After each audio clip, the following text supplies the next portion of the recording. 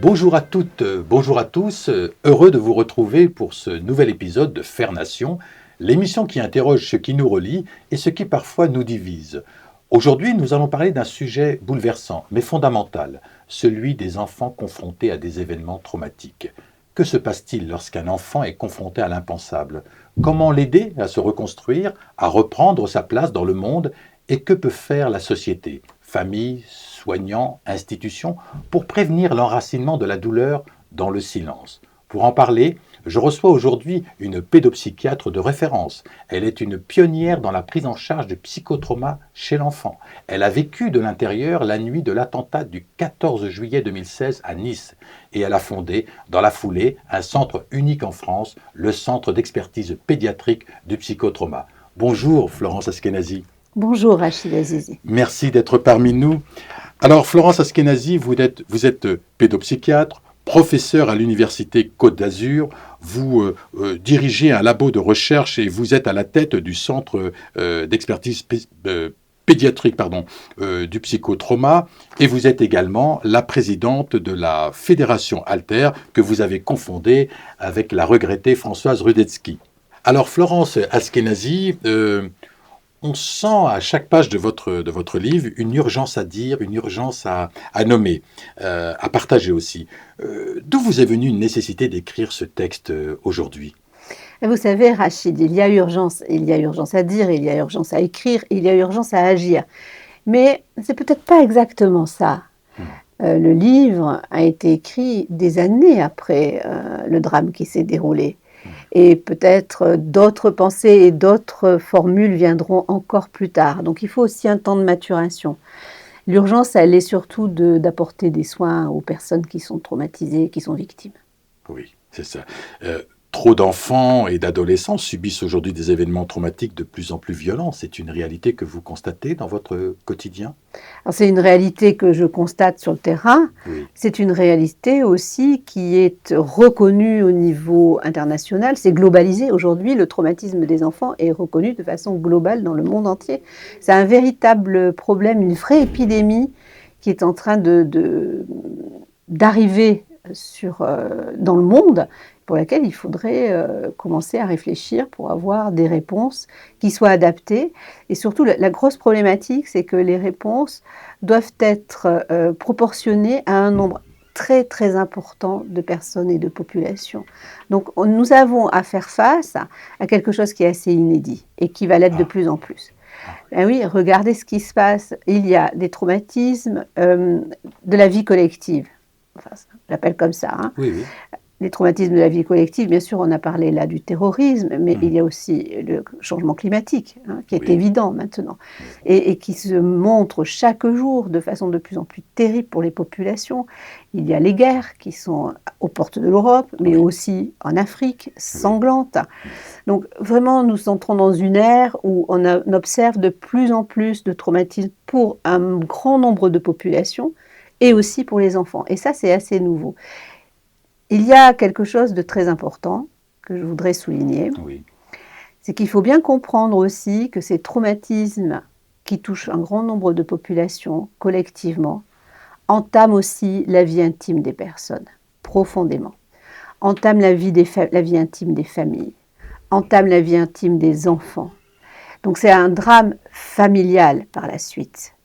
Et ça, il faut bien le mesurer. On ne peut pas séparer ce qui est de l'intimité, de ce que l'on vit après un traumatisme collectif, et de ce qui est l'ensemble de la société et des modifications que cela va apporter. Donc c'est important que vous nous donniez un petit peu cette impression globale. Alors, avant d'aller plus loin, Florence Askenazi, peut-être faut-il encore revenir à ce que recouvre ce mot, parfois mal compris d'ailleurs.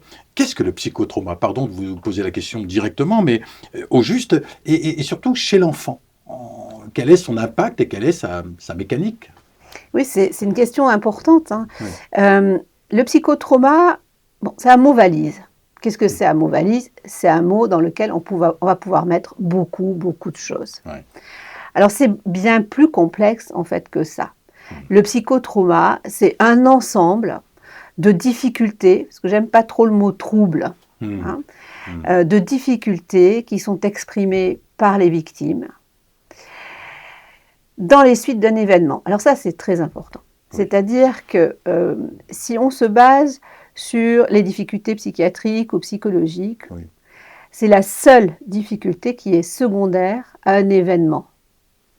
D'accord. Donc pour exprimer votre douleur, votre souffrance, l'enfant, il va par exemple avoir des difficultés de concentration à l'école, hein, ça c'est un symptôme très fréquent. Il va avoir des troubles, ce qu'on appelle nous de l'anxiété, hein, j'enlève le mot trouble, de l'anxiété, c'est-à-dire il va avoir des difficultés de sommeil, il va avoir des moments où il va être en suractivation, ça, dans notre jargon ça veut dire par exemple, s'il entend à Nice, hein, après l'attentat, s'il entend un camion qui rentre dans la cour de l'école, eh bien, il va sursauter, il va avoir des sueurs qui vont couvrir le corps, il peut malheureusement faire pipi dessus devant toute la classe s'il est petit. Des choses qui sont quand même très très pénibles et très invalidantes pour un petit bout. D'accord, d'accord. Alors oui, c'est un peu ce que vous dites, parce que j'allais vous poser la question, que se passe-t-il dans le corps et dans le psychisme d'un enfant qui est confronté à un choc extrême? C'est un peu ce que vous expliquez là, c'est-à-dire que en fait, il va être directement impacté à travers un certain nombre de symptômes, et notamment celui de se faire dessus ou d'être alerté de façon assez violente. Et c'est vrai que ce psychotrauma peut impacter sur la vie. Donc c'est un véritable problème de santé publique, j'allais dire, dans la vie de ce jeune homme, cette jeune personne. Vous n'écrivez pas, pour en venir à votre livre, depuis un cabinet, je dirais, détaché du monde. Hein, vous êtes très pragmatique, très concrète, concréto-concrète, on le sait quand on vous connaît, et je vous connais. Vous avez vécu l'horreur, bien sûr, de l'attentat de Nice. Vous étiez aux premières loges. Cette nuit a tout bouleversé, dites-vous. En quelques mots, en quoi ça a bouleversé même votre regard de spécialiste? C'est une question très profonde. Bien sûr que ce qui s'est passé cette nuit-là a réveillé beaucoup de choses et a permis aussi, alors en tant que spécialiste, d'avoir un regard qui s'est modifié sur ma pratique de psychiatre d'enfants et d'adolescents principalement, mais aussi de chercheuse, hein, puisque je suis universitaire et chercheuse. Oui. Alors, sur mon regard de citoyen, d'abord, et on reparle de l'urgence, hein, la première chose qui était une évidence pour moi et pour mes collègues, hein, pour toutes mes équipes qui étaient sur le terrain, et j'en profite pour leur tirer un coup de chapeau. Je les ai rencontrées, franchement, formidables. Elles sont exceptionnelles et puis engagées très fortement pour soutenir les populations qui ont vécu des choses abominables.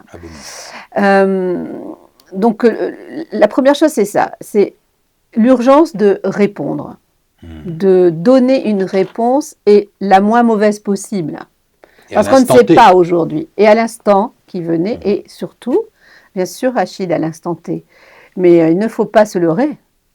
Un traumatisme vécu de cette façon-là, il ne va pas s'arrêter à l'instant T. Et si vous me donnez un peu l'autorisation, je parlerai un peu des résultats de mes recherches. Bien sûr. Le traumatisme continue sur un temps très très long de la vie. Et plus vous êtes jeune, et plus vous êtes vulnérable. Toutes les études le montrent, hein, les populations les plus jeunes sont les populations les plus vulnérables. Les plus vulnérables parce que justement l'impact qu'elles ont éprouvé se continue dans le temps et selon la capacité des uns et des autres à pouvoir supporter ou pas. Alors justement, face à un tel choc, je dirais, une telle cassure, peut-on dire une cassure intérieure, je ne sais pas, que peuvent les soins, que peuvent le professeur Askenazi, que peuvent les pédopsychiatres qui sont là, qui œuvrent? J'imagine que vous participez à un nombre de conférences, vous avez un laboratoire de recherche. Que peut-on faire? Quels soins peut-on aborder? Qu'est-ce qu'on a changé dans notre pratique? Alors déjà, le professeur Askenazi tout seul ne peut rien faire. Il ne peut faire qu'avec ses collègues, en pluridisciplinaire. Et ça, c'est très important de l'intégrer. Hein. Le traumatisme, ce n'est pas l'affaire des médecins uniquement, c'est l'affaire de toute la société. Ça, il faut vraiment que ce soit entendu. Donc, ce qui est important, c'est d'acculturer tout le monde sur le traumatisme, que de la première ligne jusqu'aux chercheurs, nous soyons formés. La réponse, vous savez, je vais vous donner celle que je pense être la bonne aujourd'hui, mais Oui. ça peut évoluer encore en fonction Voilà. des études aussi, hein. Moi, je cherche à me baser sur les études scientifiques. Oui. Donc, les réponses aujourd'hui, je crois, en tous les cas au niveau européen, elles doivent s'entendre au niveau européen. C'est vraiment fondé sur le support psychosocial. D'accord. Bien sûr, la médecine doit intervenir pour les cas les plus sévères. Il ne faut pas se leurrer, nous sommes une poignée de pédopsychiatres, un nombre Oui. gigantesque de victimes. Donc il faut bien innover, repenser les réponses de la société et, si possible, les harmoniser. D'accord. Une idée forte traverse votre travail. Il faut aider les enfants à dire, même l'indicible. Je crois que c'est ce que vous dites. Pourquoi cette parole est-elle si décisive et comment y accéder sans la forcer, cette parole qui parfois n'est pas forcément exprimée spontanément? C'est une question aussi très très importante. Alors du fait de ma formation, je sais quelque part, j'ai cette connaissance Oui, que lorsque vous accompagnez le récit traumatique, je dis Oui. bien accompagner parce qu'il faut savoir prendre son temps, voilà. on dénoue quelque chose. Mhm. Mais il ne s'agit pas effectivement d'être à tout prix dans l'idée que la victime doit raconter l'histoire qu'il a vécue. D'accord. Il faut vraiment lui permettre petit à petit d'aller vers ce récit. Alors, je vais vous raconter une histoire, hein, comment est-ce qu'un enfant petit exprime son histoire traumatique? D'accord. Eh bien, il l'exprime par quelque chose qui est largement connu aujourd'hui dans Oui. notre discipline, qui s'appelle le jeu traumatique. Qu'est-ce que c'est que le jeu traumatique? Le jeu traumatique, c'est un jeu, c'est assez incroyable hein, à voir, hein, c'est vraiment très particulier. C'est un jeu où l'enfant va répéter toujours la même scène, tout le temps, tout le temps, tout le temps, tout le temps.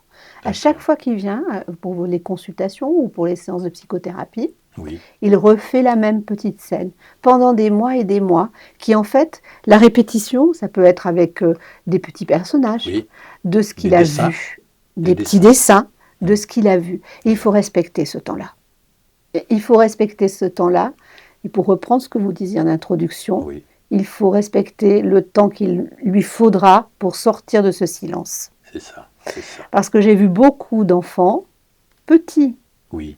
dans le silence, dans la suite d'événements aussi terribles. Oui. Et donc, il faut savoir prendre le temps de les accompagner vers la possibilité de faire quelque chose de cette histoire-là qu'ils ont vécue. D'accord. Et le fait de répéter un dessin, en tout cas sous quelque forme que ce soit, ça va permettre de quoi? De débloquer quelque chose, de lui permettre de vivre avec? C'est quoi l'objectif qui est fixé dans votre Alors le jeu démarche? traumatique par Oui. lui-même, ce n'est pas une bonne chose. Ah, Donc c'est un peu l'équivalent de ce qu'on Oui. appelle la reviviscence chez les sujets adultes. Vous savez, d'accord. Oui. dans le trauma, Oui. quand vous avez été victime, Oui.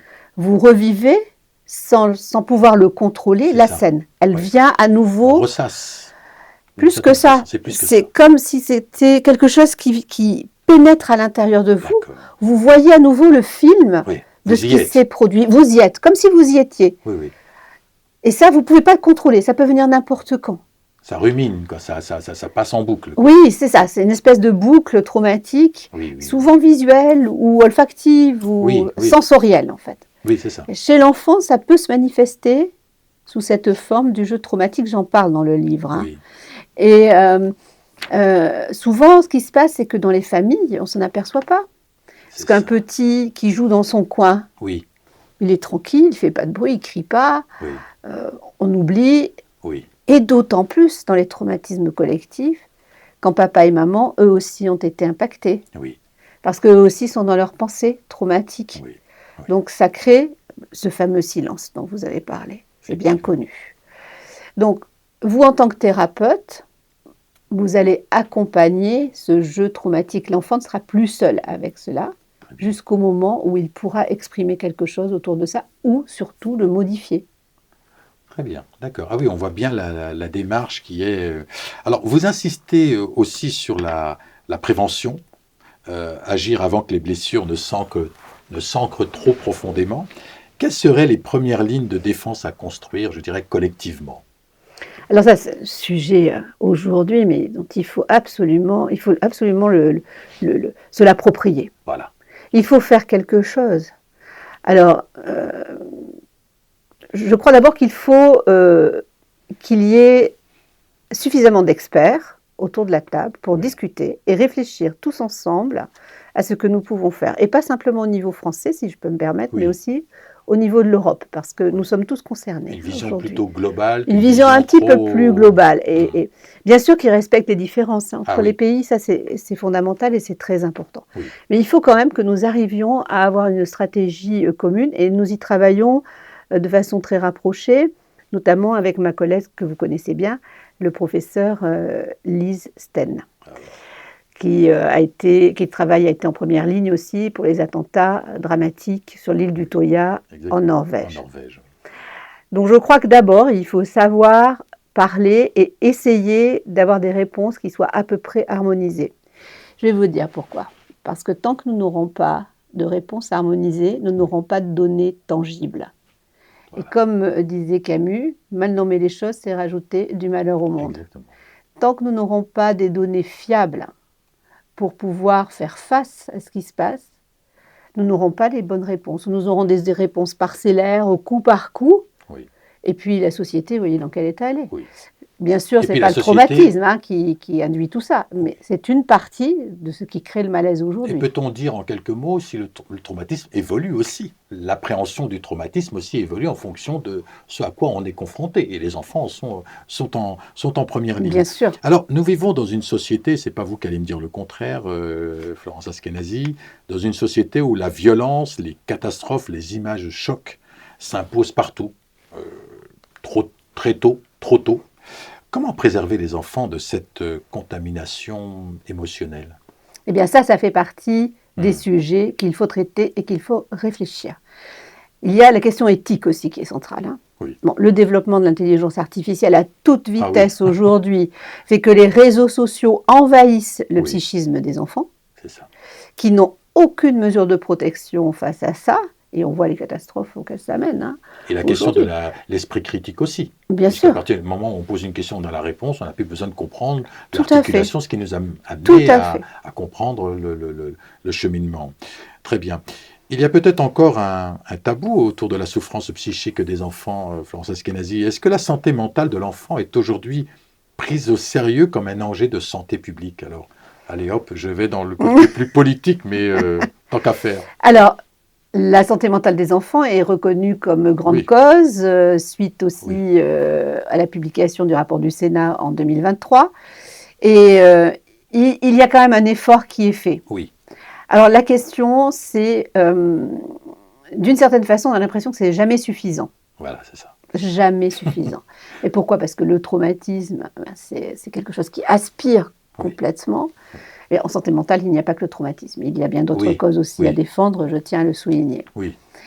Donc la question, c'est peut-être pas est-ce qu'il faut injecter encore, mais c'est comment réorganiser les choses ou comment répondre au mieux. C'est pour ça que je me permets d'insister sur la nécessité de bien évaluer collectivement et d'avoir des données qui soient les plus justes possibles pour réfléchir aux bonnes réponses. Et qu'on s'appuie sur des sachants plutôt que sur des gens qui n'ont pas forcément la formation pour autant faire appel à des gens comme vous, en tout cas pour avoir visité votre centre à Nice, j'ai bien vu l'implication, mais cette implication est liée au fait que vous avez une idée force, vous avez un projet et vous le menez à terme. Alors, pour terminer, ma dernière question, Florence Askenazy, vous avez écrit ce livre pour les enfants, mais aussi pour ceux qui les entourent, il ne faut pas oublier, les parents, mais d'autres.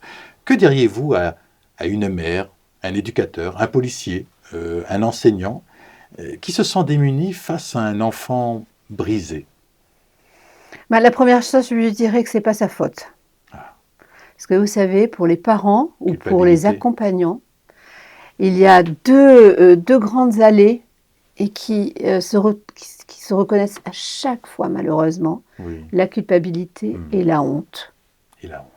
La culpabilité de ne pas avoir su protéger son enfant. C'est terrible pour les familles. Et la honte de la même façon, de ne pas être un parent suffisamment efficace, hein, qui n'apporte pas ce qu'il faut à son enfant.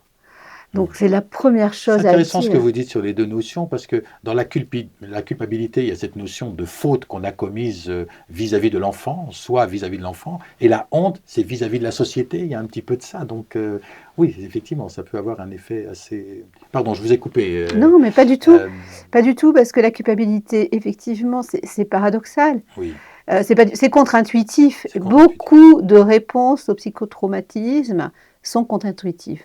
Très bien. Ça, c'est très étonnant de le percevoir, mais il faut du temps pour le comprendre. La culpabilité, chez les victimes, c'est contre-intuitif. Oui, Et beaucoup de victimes se sentent coupables d'avoir été agressées, d'avoir été au mauvais endroit au mauvais moment. oui, oui, bien sûr. C'est humain, Oui, c'est effectivement. fondamentalement humain. Merci beaucoup, Florence Askenazi, vraiment, pour la lumière que vous nous avez apportée sur une réalité trop souvent tue, la souffrance silencieuse des enfants confrontés à l'innommable. Vous nous avez rappelé qu'il n'est jamais trop tôt pour entendre la souffrance d'un enfant aussi, et jamais trop tard pour l'accompagner dans sa reconstruction. Vous n'êtes pas seul, on l'a bien compris, vous devez être accompagné de spécialistes. C'est la société tout entière qui doit prendre en compte cette dimension-là de santé publique. À travers votre travail, donc c'est une exigence de soins, de rigueur, mais aussi de transmission qui se dessine. Alors, je rappelle le titre de votre dernier ouvrage, Le psychotrauma de l'enfant, comprendre et soigner, aux éditions First. Faire Nation, c'est une parole qui se poursuit au-delà des micros, dans vos lectures, vos échanges, vos engagements. Merci à vous toutes et à vous tous pour votre écoute. On se retrouve très bientôt pour un nouvel épisode de Nouvelles Voix et toujours la même envie, comprendre ensemble ce qui nous relie. Et d'ici là, prenez soin de vous.